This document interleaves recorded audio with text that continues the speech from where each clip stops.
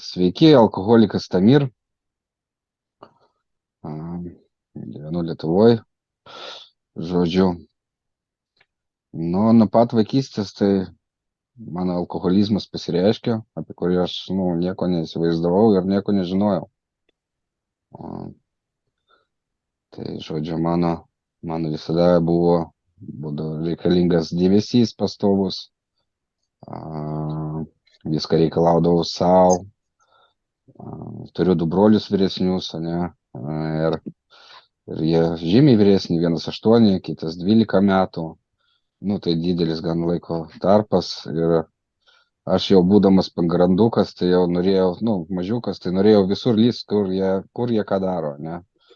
Jie eidavo į žvejybą, į medžioklę ten, ne? Ir aš jau visur turiu būti kartu, bet manęs niekas neima. Ir pas mane, žodžiu, auga pykčiai pastovus, aš stresuoju, nervuojuos, pykstuosi su jais.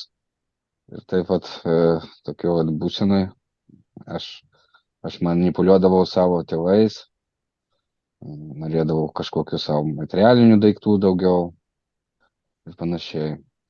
Laiko bėgant tėvai išsiskyrė ir augom keturiese su mama ir jos 3 sūnus. Tai tas momentas tapo toks man naudingesnis, nes galėjau manipuliuoti jau tą tokią situaciją, kad su tėvu nesugyvenai, tai reiškia, čia tu kalta, tai reiškia galiu išpešti daugiau kažko vėl, ne? Ir aš taip pat augau, tai tom naudojausi. Dar buvo labai toks bailus iš dalies, su nepažįstamai žmonėm, kitoj publikoje, ne, visur bailus toks, bet labai norėjau kažkur pritapti ir, būti toks matomas, išskirtinis, ne, ir nesigaudavo, ne, baimė man neleisdavo visą tai daryti. Ir tai ta baimė patekt kažkur neleisdavo ir tame augo dar pyktis, kad nesigauna, ne, ir tos būsenos tokios nuo paauglystės jau vystėsi pas mane. Labai norėjosi, aišku, lyst ten, kur negalima. Ir labai pykdavau, jeigu kažkur pričiumpa, ne, ir jau paauglystėje jau prasidėjo tokie dalykai, kad motina susirado draugą ir išsivežė gyventi į kitą miestą. Tai čia jau buvo dar mano didesni pykčiai, nes tas vyras norėjo, kaip norėjo, jisai šeimos galva, tai jis turėjo užimti lyderio padėtį tą ir jis kažko norėdavo mane ir pamokyti ir duoti kažkokį pavyzdį. O aš tiesiai šviesiai dėdavau bloką tokį ir sakydavau jam, jog, tu nesi mano tėvas ir tu man neaiškini. Tai su juo jinai pragyveno, mes kartu pragyvenom 0,5 metų, mes ten kariavom pastoviai ir niekaip neįmanoma. Aš nedaviau gyventi nei jai ramiai, nei tam žmogui. Galiausiai išreikalavau tai, kad jinai paliktų jį ir išvažiuotume gyventi kitur dvieselį. Bet tuo momentu motinai neturėjo galimybės kažkur taip pat, dviese gyventi. Atsiprašau, katinas kandžia. Ir jinai atvežė mane pas tėvą. Atvežė pas tėvą, aliai porą savaičių palikti, kad pabūčiau, susiras būstą ir tada gyvensim kartu. Jinai irgi alkoholikė. Jei ten tuo metu nelabai sekėsi kažkaip susiras būsto, tai aš taip ir likau pas tėvą. Tėvas mane nuo vaikystės, kai mylėjo, tai jisai labai manim pasitikėjo, taip dėjo daug vilčių į mane, tikėjosi kažko iš manęs, ne. Ir aš manipuliavau jo labai. Labai vaidinau namuose tokį gerutį, tada siuda, jeigu reikėjo kažką man, tai per prievartą eidavau daryti kažkokius darbus, nes man būdavo įdomiau kažkur savo reikalais. Mano egoizmas ten viduje net sprogo. Aš per pykčius eidavau daryti kažką. Ir va taip, tai laikui bėgant, kažkur 14 metus pradėjau įlindau į tokią hebrą a, vyresnių paauglių. Ir tenais susipažinau su alkoholiu. Žodžiu, čia buvo tokie pokyčiai įdomus, kad iš tokio gan bailesnio ir save tramdančio aš išlaisvėjau, žodžiu, ir aš galėjau daryti bet ką. Galėjau ten šnekėti su bet ko, prieiti, linksmintis, pokštauti, jokauti, kažkokios problemos, ten muštynės irgi lendu jau pirmas, viskas. Nu, vat tokio vat būdo, visai pakeitė. Ir man tai iš dalies patiko. Pirmojo laiko tai aš vartodavau, ne smarkiai, taip bijodavau, kad tėvas pamatys, tai ten per savaitgalį kažkur ištrūkdavai, negrįždavai namo. Ir visada meluodavau tėvui, man sunku buvo pasakyti tiesą ir bijodavau, kad jisai mane smerks. O ta vat melagystės tokios, jos vis dėlto mano melagystės būdavo pastebėtos kitų žmonių aplinkinių, ne namiškių. Ir aplinkiniai sakė tėvui, kad va, tavo sūnus ir ten, su tais kažką ten veikia, išgirinėja. Jisai netikėdavo. Nes aš namuose visai kitaip save elgiau. Manipuliavau jo pasitikėjimu. Ir vieną dieną vis dėlto jisai mane pamatė girtą. Jo atėjo namo, atvedė mane namo, pastatė prie durų, žodžiu,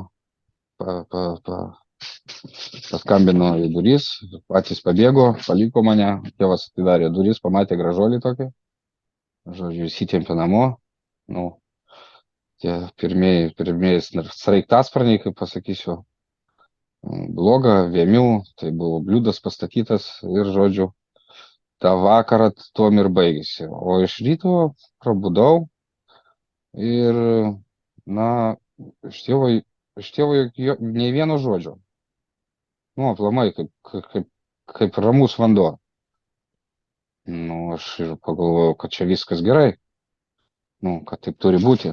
Kad čia kaip ir leidimas toks, arba pripažinimas, kad aš jau suaugęs. Nes aš siejau tai, kad suaugusieji gali gerti, ne? Tai čia mano toks buvo brendimas, aš mano galvoje iliuzija. Ir aš pradėjau paskui labiau vartoti. Ateiti jau nebijojau ir išgėręs, nes tėvas suprato, kad girtam tai ką jam pasakysi. O kitą dieną jisai man sakydavo, kad, sūnau, tu vis dėlto esi alkoholikas. Mes labai pykdavome su juo, nes aš visai nenorėjau pripažinti, kad čia yra pas mane kažkokia problema. Alkoholiko paveikslas visai man kitaip siejosi, ne tai, kad paauglys, jaunas, kupinas jėgų ir kad jis alkoholikas, taip negali būti. Mano galvoje vaizdas paaiškėsi toks stereotipinis, jog, apsileidęs žmogus, neturintis pinigų, su mėlynam nosim, ten be dantų, ten prašantis centų, geriantis ten, tos stipriosius gėrimus ten pakampėse. Ir toks paveikslas buvo, ir aš labai pykausi su juo. Tai žodžiu, nuo to laiko pas mūsų bendravimas labai pasikeitė, tapo šaltas ir tik tais dalykinis kažką, jeigu reikėdavo namuose, tai dėl to šnekėdavomės, o apie tai, kas su manim vyksta, nieko nekalbėdavom. Nes iki to, kol jis mane pamatė girtą, tai visada ten, kas mokykloje, prikūrė istoriją kažkokią, ten taip ir taip, ten kur buvai pas draugus, tai ten taip ir taip, visos tiesos nesakydavai, visada kažką sukurdavai, tokią gražaus iliuziją. Įperždavau jam ir, žodžiu, tie makaronai, tai kabėdavo jam ant ausų, kiek tai galėjo, ne? O nuo to, kai jis jau įsitikino, kad aš, ne ant tiek geras, tai jis jau liovėsi tikėti mane. Ir vieną dieną mano toks, išgirdęs buvau tokį pasakymą, ale tave klausyti, tai savęs negerti. Ir aš jam išrėžiau į akis. Ir, žodžiu, nuo tos dienos aplamai mes beveik nešnekėjom. Jo, tas kvailas pasakymas toks labai įžeidė. Ir mes negalėjom nei kalbėtis, nei labas rytas, nieko, prasilenkėm, žodžiu, ir taip. Tai po kažkokio laiko mano vartojimo tokio, išėjau mokytis į technikumą. Ten irgi vaidinau, kad tipo vaikštau į techą, o pats eidavau daryti, ką noriu. Mane išvarė iš techo, tėvas sužinojo, nu, labai supyko, tada aš susiradau darbą, pradėjau dirbti kažkur, daugiau vartot, žodžiu, tėvas neapsikentėjęs mane išvarė. Išvarė iš namų, jau buvau pilnametis ir aš vėl įjungiau aukos vaidmenį, čia pas draugus glaudžiausi, tai ten, tai šiandien. Žodžiu, visur naudojausi kitų gerumu. Nu, mano egoizmas man tai leido ir aš puikiai suprasdavau, kad čia yra viskas taip ir turi būti. Nu, kad čia normalus mano toks gyvenimas. Bet prasidėjus smarkiam gerimui, tai pasiekmes prasidėjo ir su policija, su draugais, ten visokios nesutarimai. Visur, kur būdavau girtas, tai visada prisidirbdavau. Ir pasiekmes tos ne visada gerai baigdavosi. Tai va, laikui bėgant susipažinau su mergina, jinai turėjo vaiko jau, mes pradėjom bendrauti. Ir aš supratau, kad susikursiu šeimą, taip, ir turi kažkas pasikeisti, bus naujas gyvenimas, susikursiu šeimą, ne, ir čia pasikeis mano gyvenimas. Tai tokia buvo iliuzija mano galvoje. Aš toje šeimoje atnešdavau pinigus, gerdavau ir man atrodė, kad aš čia esu toks svarbus ir reikalingas dėl to, kad aš uždirbu. Man daug kartų sakydavo, kad man reikia dėmesio, ne, šeimai reikia dėmesio. Aš vartodavau, eidavau į darbą, grįždavau, gerdavau ir namuose chaosas, ir skandalas, ir pastoviai pykčiai kažkokia. Kažkur kreiptis pagalbos, tai aš net, mano puikybė neleido kažkur, net tos minties nesėjo, nes, kaip aš čia toks geras narys šeimos, eisiu prašytis pagalbos, juk čia viskas gerai ir viskas savo išsispręs. Tai nevyko niekad, viskas tik blogėjo, ir policijos namo vykdavo, ir šeima kentėdavo, pas mus atsirado vaikas, dar vienas, ir, tie vaikai nieko beveik ir nematė tėvo, tėvas savo reikalais, vaikai televizorius, kompiuteris kokį atiduodė, žodžiu, jie taip ir gyveno. Kartsykiais kažkur išsivedė į miestą, bet pats girtas ten vaikštai ir nieko jiems nei duodė, nei nieko. Žodžiu, toks mano supratimas, kad čia yra normali šeima.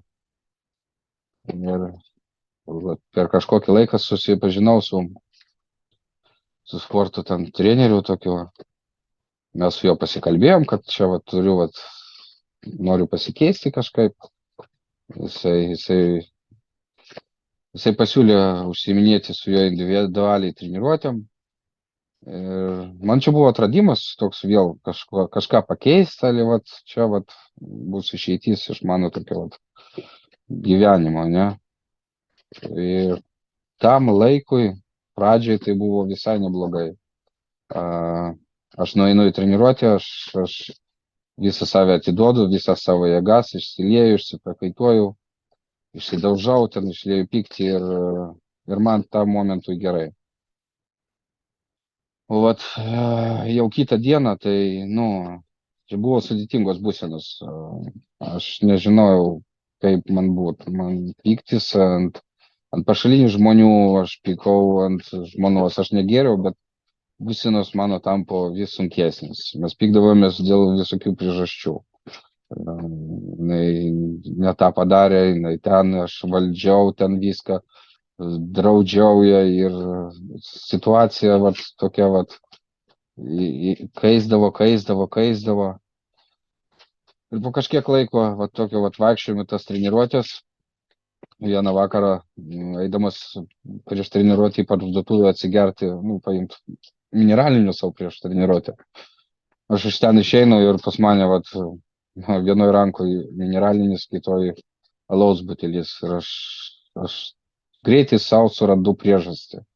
Va čia vat yra vat mano apdovanojimas, kad aš ilgą laiką negėriau. Čia vat sykiui pabandyti. Ir taip, aš save įtikinau. Po treniruotės aš atsigėriau, grįžau namo, primėlavau, kad aš pavargęs, griuvau į lovą ir užmigau.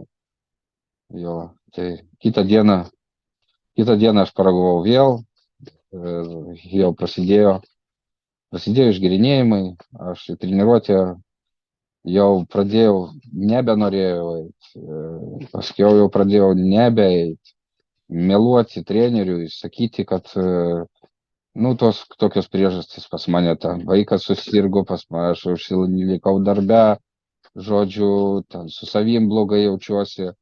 Visos tos priežastys, kurių nebuvo, tai realiai buvo tik tai stoji, kad aš gėriau, o pripažinti tai ir išsakyti atvirai aš negalėjau. Pripažinti, kad pas mane problema. Tai po kažkokio laiko treneris pasakė, kad čia beviltiška kažkas, nenori, tai nereikia. Tai taip ir užsimetė. Nuo to laiko išgėrinėjimai tapo stipresni, daugiau barnių, pykčių. Mes persikėlėm į kitą būstą gyventi ir ten buvo daugiau patalpos, erdvesnis, gražesnis būstas. Ir va čia vėl mano iliuzija buvo tokia, kad va čia va turi kažkoks naujas gyvenimas, jau pasikeis kažkas, o faktiškai niekas nepasikeitė. Dužė stiklai, ten indai, pykčiai, kad kaimynas iš apačios mane ragino, kad, ten pabūt tyliau, ten ir to vakarą kažkokia, ne. Bet tai jo prašymus aš nekreipiau dėmesio. Man buvo visiškai vienodai, ką jis ten sako, kas tu toks, kad čia man nurodinėt. Žodžiu, tai jis pradėjo kviestis policiją, atvažiuodavo ir policija, žodžiu, raminti ten. Tai kažkaip gražiai baigdavosi tom, kad namuose ir žmona būdavo triezva. Tai paskiau pasikvietėm motiną gyventi kartu, nes man savanaudžiai buvo patogu, kad atvažiuos motina, prižiūrės vaikus, o aš galėsiu savo gerti. Po biškį pradėjo žmona irgi kartu su manim jau išgėrinėti smarkiau. Ir barniai tie pykčiai. Vieną dieną atėjo žmona labai pikta ir pradėjo ant manęs bartis, kad aš kažkur buvau praeitą naktį išvykęs. Aš realiai kažkur buvau išvykęs, kerti su draugais. Ir jinai pradėjo skandalą kelti. Atvažiavo policija, išsivežė ją į ligoninę. Ir nuo to laiko pas mus pašlėjo santykiai smarkiai. Jinai grįžus iš ligoninės išvažiavo, paliko mus. Kaip paliko, aš iš ją išvariau. Tiesiog išvariau iš namų. Ir mes su ją negalėjom bendrauti. Jinai paprašė, kad vaikai atvažiuotų pas ją gyventi. Vaikai išvažiavo pas ją. Man motina jau tapo nereikalinga. Aš ją motiną paprašiau išvažiuoti, irgi išvariau. Susiradau savo draugę ir mes laimingai su ją vartojom, irgi alkoholiką. Ir per pusmetį mes gerai prasigėrėm. Aš jau pradėjau į darbą jau vengti eiti. Man darbas jau pradėjo trukdyti gerti. Man pradėjo trukdyti darbas, nes darbe aš negalėjau vartoti alkoholio. Mane tai nervavo, aš pakeičiau darbą, susiradau tokį, kur aš ten kartsykiai galėjau pavartoti ir man tai patiko. Bet situacija klostėsi vis sudėtingiau, nes finansinis nestabilumas jau pasiekė jau tokią, nu, kraštutinę būseną. Jau pastoviai stygius, neužtenka ir jau čia galas su galu sunkiai sudarėm. Tai tada aš vėl įjungiau aukos vaidmenį ir pasiprašiau pagalbos pas brolį, kad man čia sunku gyventi ir išeities čia Lietuvoje mažai. Nu, jisai sutiko, kad mes atvažiuosim į Vokietiją su ta draugė. Jis surado man darbą, pasikvietė pas save gyventi ir tokia vėl iliuzija mano galvoje atsidūrė, kad va, nauja vieta, naujas darbas ir jau čia turi būti kažkoks naujas startas. Ir niekas nesigavo. Pirmą dieną, kai prieš išeinant į darbą, aš jam pasakiau, brolau, tik tais, jeigu bus kažkokio alkoholio, jisai išgerdavo darbę. Jisai galėjo. Sakau, kad man jokių būdų.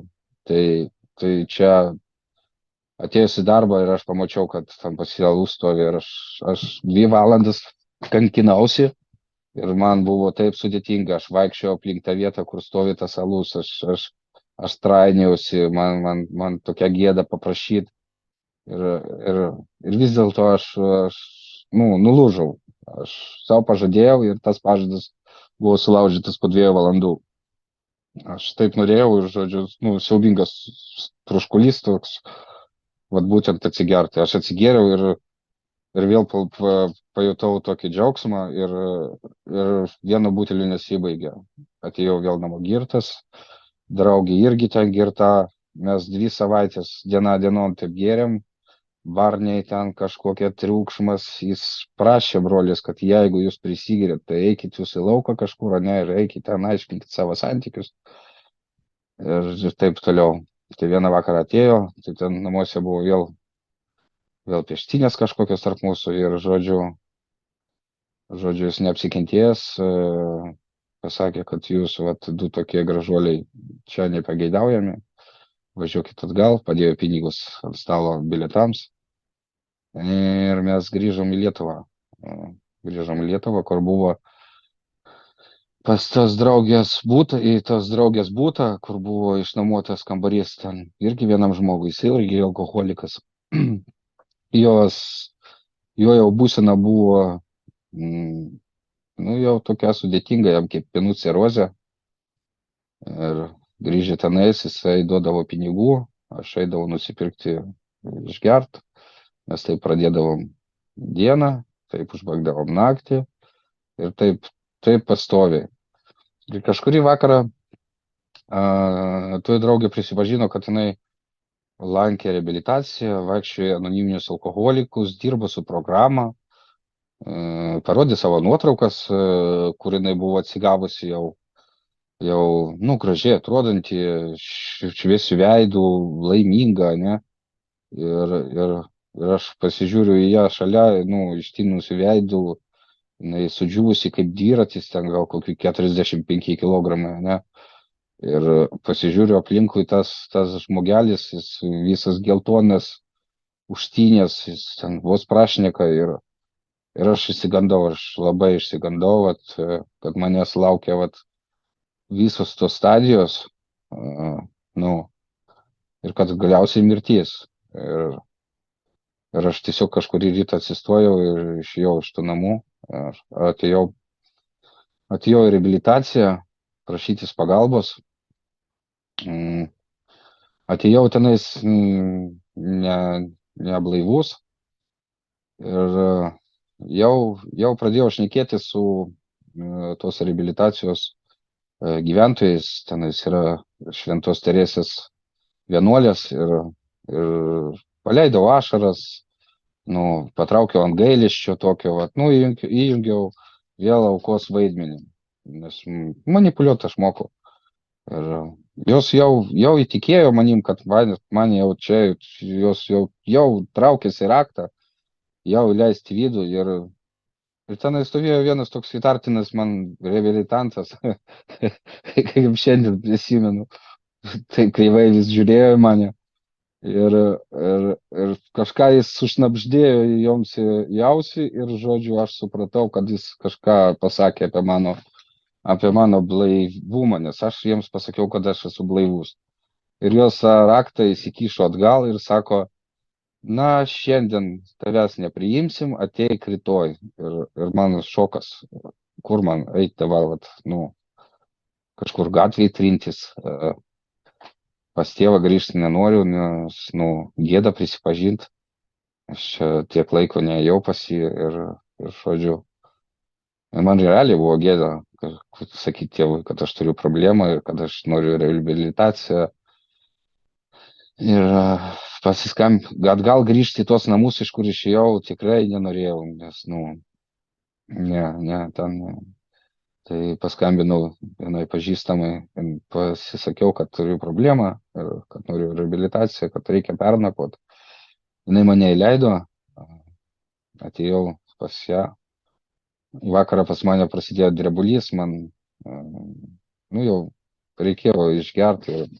Ir jinai sako, aš turiu čia, jeigu tu nori. Bet aš labai įsigandau, kad jeigu aš pradėsiu gerti, vėl manęs neleis tenais reabilitaciją. Tai aš kažkaip prasikankinau tą naktį. Nerimavo, kad, nu, aš čia atrauksiu iki ryto. Ir kitą rytą aš atėjęs į reabilitaciją, mane priėmė, viskas. Ir čia buvo vėl mano iliuzija tokia, kad čia kažkas turi pasikeisti.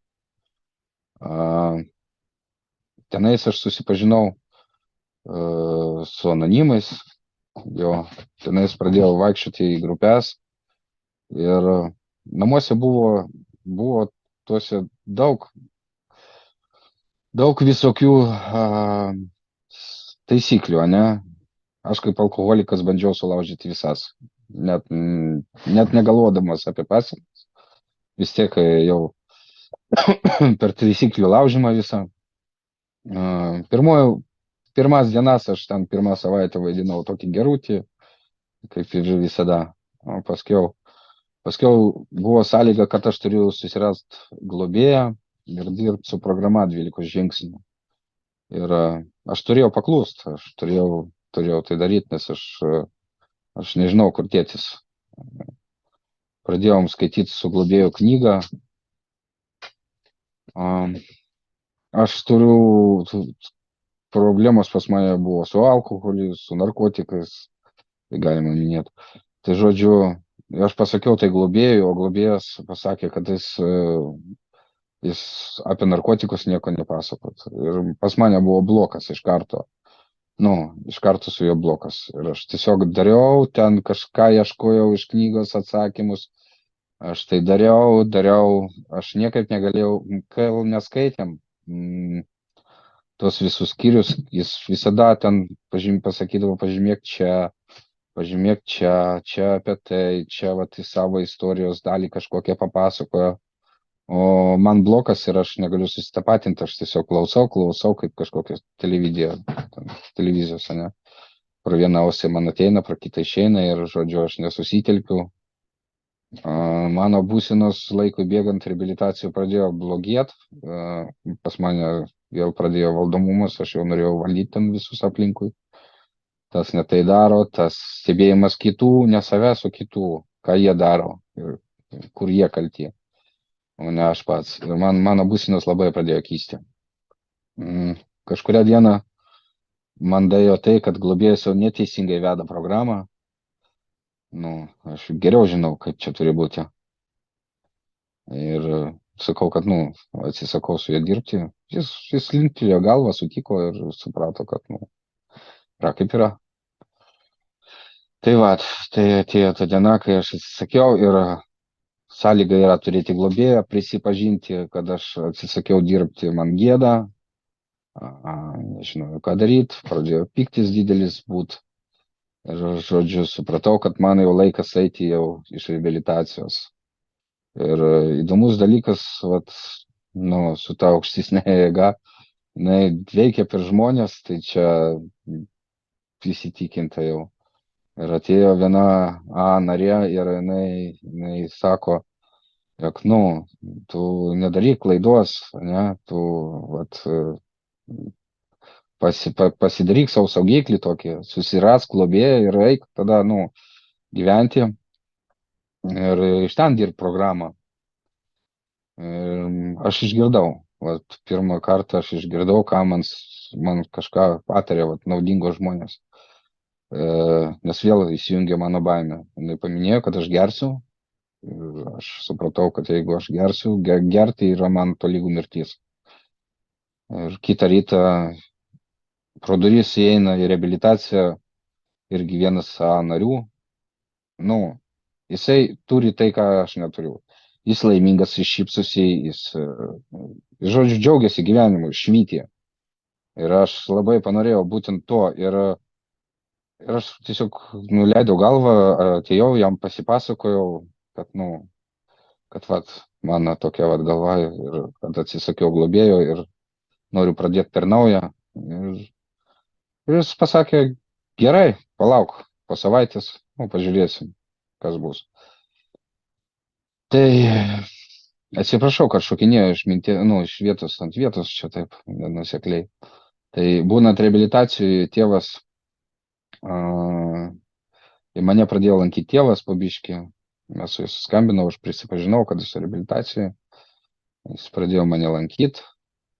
Aš sužinojau, kad pas mano tėvą yra mano vaikai, nes žmona užgėrė ir pasiatėmė vaikus, tėvas jau buvo globėjas jų, ne?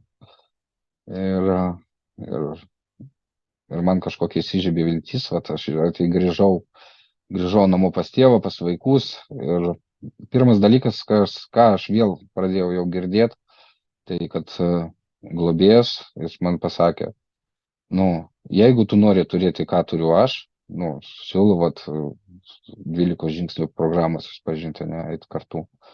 Ir jis man paminėjo svarbiausia, man ką aš išgirdau, kad jis jau gyvena tą programą, ne, ir ar reikia man, tai čia man spręsti.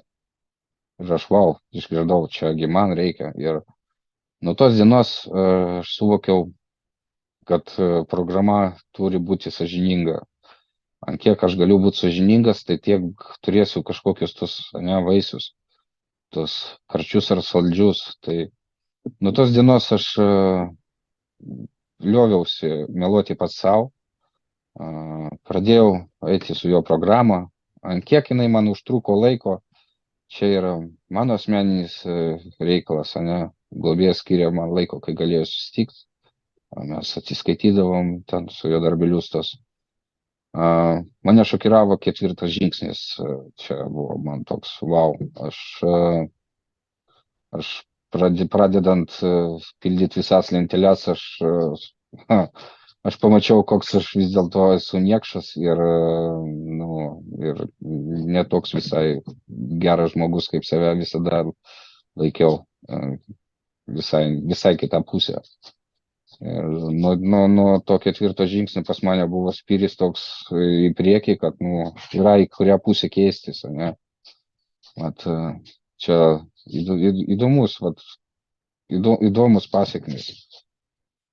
Daug kada duoda man programą, pas mane pasikeitė bendravimas su tėvu, man buvo kai 9 žingsnis su juo prisipažinti visame. Tai,